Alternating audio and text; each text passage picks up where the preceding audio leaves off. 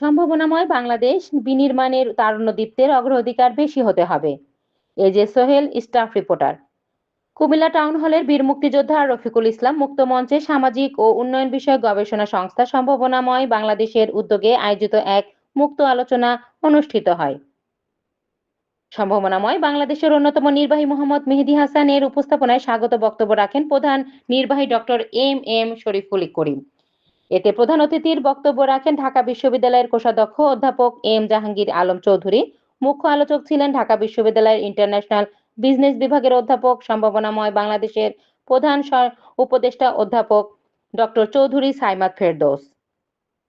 Moderator ছিলেন ঢাকা বিশ্ববিদ্যালয়ের জুলাই যোদ্ধা আবিদুল ইসলাম খান, রাজশাহী বিশ্ববিদ্যালয়ের জাহিদ বিশ্বাস এশা ও জগন্নাথ বিশ্ববিদ্যালয়ের নুসরাত চৌধুরী জাফরিন।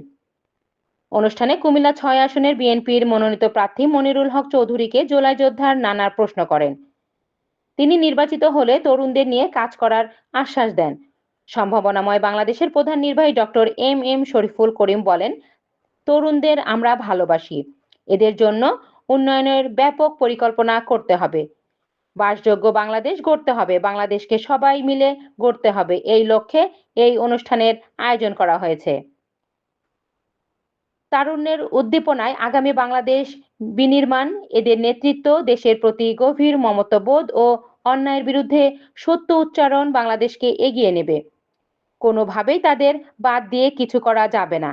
এ সময় বিপুল সংখ্যক জনসাধারণ, শিক্ষার্থী সহ প্রিন্ট ও ইলেকট্রনিক মিডিয়ার সদস্যগণ উপস্থিত ছিলেন।